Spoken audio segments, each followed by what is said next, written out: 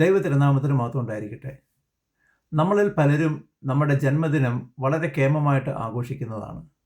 കാരണം അത് വലിയൊരു മൈൽ സ്റ്റോൺ അച്ചീവ് ചെയ്യുന്നതായിട്ട് നമ്മൾ കണക്കാക്കുന്നു. പക്ഷെങ്കിൽ പ്രശസ്തനായ ഒരു വ്യക്തി പറഞ്ഞത്, it is a realisation of why you are born rather than when you are born that is important. നമ്മളുടെ ജീവിതം നമ്മൾ എന്തിനാണ് നമ്മൾ ഈ ലോകത്ത് ജീവിക്കുന്നത് എന്ന് മനസ്സിലാക്കുന്നതാണ് എന്നാണ് ജനിച്ചത് എന്ന് അറിയുന്നത്. അതിലേക്ക് നമ്മൾ കടക്കുകയാണെങ്കിൽ പല ആൾക്കാരും നമ്മളുടെ ജീവിതം തുടങ്ങുമ്പോൾ വളരെയധികം സ്വപ്നത്തോടുകൂടിയും പ്രതീക്ഷയോടുകൂടിയും ജീവിതം ആരംഭിക്കുന്നു.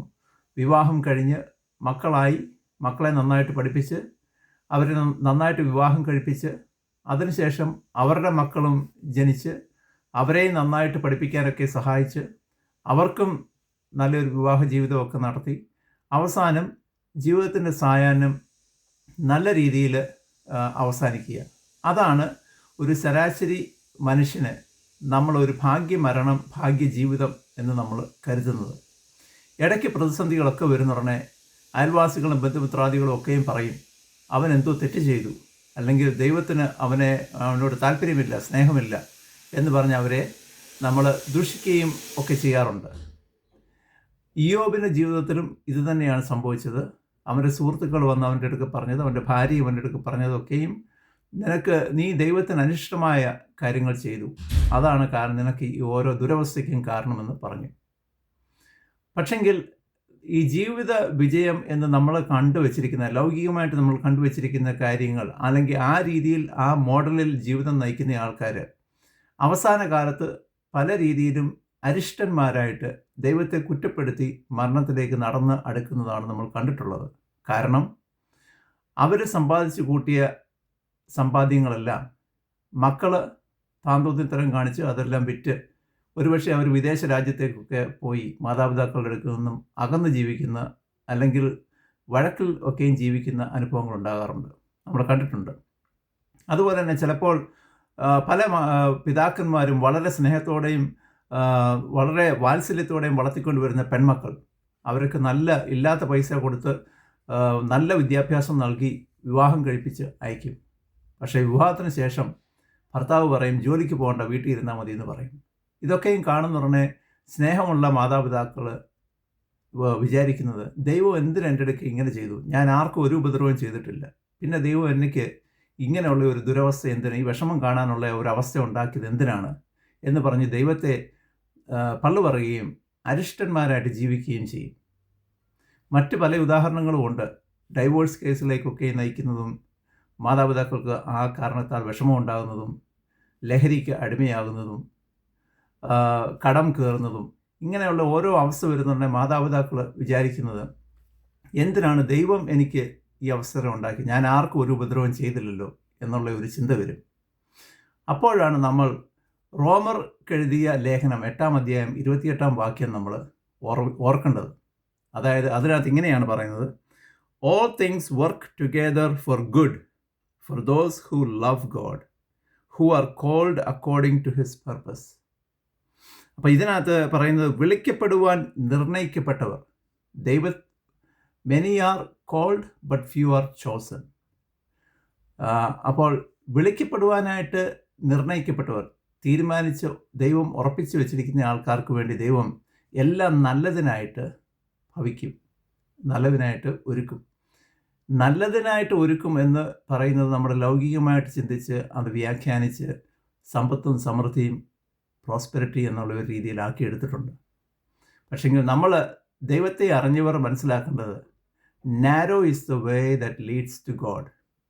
ദൈവത്തിലേക്കുള്ള വഴി ഇടുങ്ങിയതും ഞെരുങ്ങിയതുമാണ്. ഒരിക്കലും സമ്പൽ സമൃദ്ധിയിൽ കൂടെ, ഒരിക്കലും എന്നല്ല, പലപ്പോഴും സമ്പൽ സമൃദ്ധിയിൽ കൂടെ ദൈവത്തെ കാണുവാനായിട്ട് അസാധ്യമാണ്. അപ്പോൾ ഞെരുക്കങ്ങൾ കൂടെയും പ്രയാസത്തിൽ കൂടെയും പോകുന്നുടനെ നമ്മൾ ദൈവത്തിലേക്ക് തന്നെയാണ്, വിശ്വാസത്തിൽ ജീവിക്കുന്ന ആൾക്കാർ ദൈവത്തിലേക്ക് തന്നെയാണ് നടക്കുന്നതെന്ന് നമ്മൾ പൂർണ്ണമായിട്ടും വിശ്വസിക്കണം. ഇതിനെ ഓർമ്മപ്പെടുത്തുന്ന ഒരനുഭവം കഴിഞ്ഞയിടയിൽ എനിക്കുണ്ടായി. എൻ്റെ കൂടെ വർക്ക് ചെയ്യുന്ന സഹപ്രവർത്തകൻ, അദ്ദേഹത്തിന് പെട്ടെന്ന് വർഷത്തിൻ്റെ അവസാന ഘട്ടത്തിലേക്ക് ഞങ്ങൾ കടക്കുകയാണ്.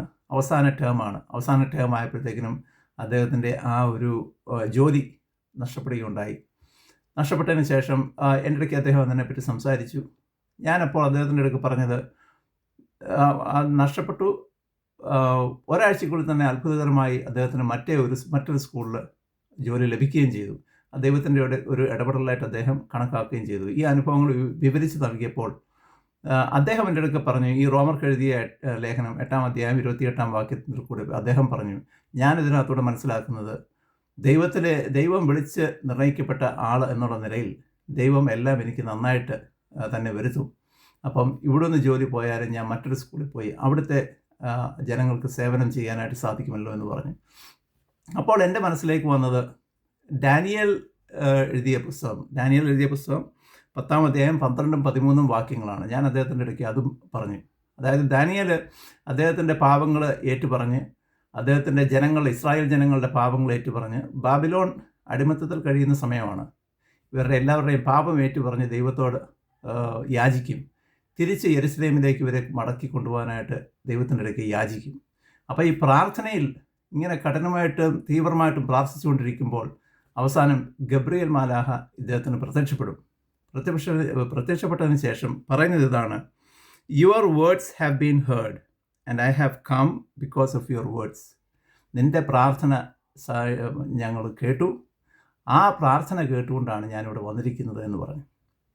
അപ്പം ഞാൻ ഇദ്ദേഹത്തിൻ്റെ അടുക്ക് പറഞ്ഞു, ഒരുപക്ഷെ നിങ്ങൾക്ക് കിട്ടിയ പുതിയ സ്കൂളിലെ ഏതെങ്കിലും ഒരു കുട്ടി, ഏതെങ്കിലും ഒറ്റ കുട്ടി നിങ്ങളുടെ സാന്നിധ്യം അർഹിക്കുന്നുണ്ടാവും. അപ്പം ദൈവത്തിൻ്റെ ഇടയ്ക്ക് അപേക്ഷിക്കുന്ന ദൈവം കേട്ട് കാണും. അതുകൊണ്ടായിരിക്കണം നിങ്ങളെ ഇവിടെ നിന്ന് മറ്റേ സ്കൂളിലേക്ക് എത്തിപ്പെടുവാനായിട്ട് ഉള്ള ഒരു അവസരം ഉണ്ടാക്കിയത്. അപ്പോൾ നമ്മൾ കഠിനമായിട്ടും തീവ്രമായിട്ടും പ്രാർത്ഥിക്കുകയാണ് എങ്കിൽ ദൈവം ആ പ്രാർത്ഥന കേൾക്കും, നമ്മളെ സഹായിക്കുവാനായിട്ട് ദൂതന്മാരെ അയക്കും.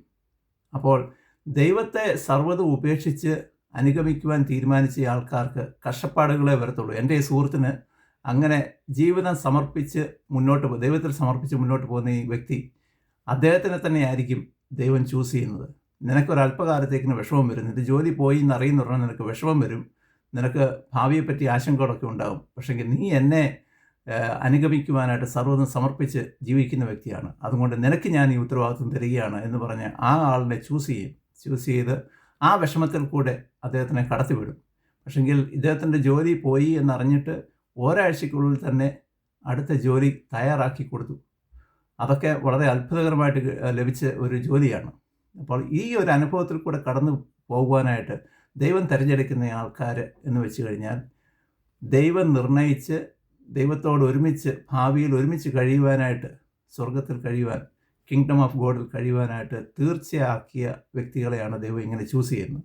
അപ്പോൾ ആരെങ്കിലും ഇങ്ങനെ വിഷമത്തിൽ കൂടെ കടന്നു പോകുന്നുണ്ടെങ്കിൽ ദൈവം നിങ്ങളെ വിളിക്കുകയാണെന്നുള്ള ഉത്തമ ബോധ്യം നിങ്ങൾക്ക് വേണം. ആ ഉത്തമ ബോധ്യത്തിൽ നമ്മൾ മുന്നോട്ട് പോവുകയാണെങ്കിൽ ദൈവം നിങ്ങൾക്ക് ഒരു കുറവും വരുത്തുകയില്ല. ദൈവം എല്ലാം നല്ലതിനായിട്ട് മാത്രമേ നിങ്ങൾക്ക് ഭവിക്കുകയുള്ളൂ. അതിനകത്ത് യാതൊരു സംശയമില്ലാതെ തീർച്ചയായിട്ടും ഉറച്ച് വിശ്വസിക്കാവുന്ന കാര്യമാണ്. അതുപോലെ തന്നെ വൈ ആർ വി ബോൺ, നമ്മൾ എന്തിനാണ് ഈ ലോകത്ത് ജീവിച്ചത് എന്ന് നമ്മൾ ജനിച്ചു എന്നല്ല, പക്ഷേ എന്തിനു വേണ്ടി ജനിച്ചു എന്നുള്ളതാണ് ചോദ്യം. എന്തിനു വേണ്ടിയാണ് നമ്മൾ ജനിച്ചത്? അതിൻ്റെ എനിക്കുള്ള ഉത്തരം സത്യം എന്താണെന്ന് അറിയുവാനായിട്ടാണ്, അല്ലെങ്കിൽ അത് തേടി കണ്ടുപിടിക്കുവാനായിട്ടാണ് നമുക്ക് തന്നിരിക്കുന്ന ഉത്തരവാദിത്വം.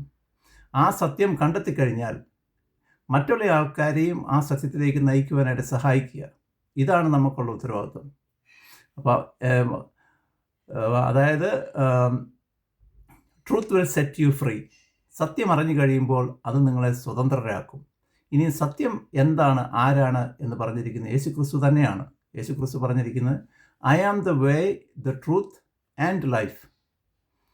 സത്യമെന്നുണ്ടെങ്കിൽ അത് യേശുക്രിസ്തു മാത്രമാണ്, ദൈവം മാത്രമാണ് എന്ന് അസന്നിഗ്ധമായിട്ട് അവിടെ പറഞ്ഞിരിക്കുന്നു. അപ്പോൾ നമ്മുടെ ഉത്തരവാദിത്വം ആ സത്യത്തെ കണ്ടുപിടിക്കുക എന്നുള്ളതാണ്. യേശുവിനെ കണ്ടെത്തുക. അത് കണ്ടെത്തിക്കഴിഞ്ഞാൽ മറ്റുള്ളവരെയും ഇത് അറിയിക്കുക.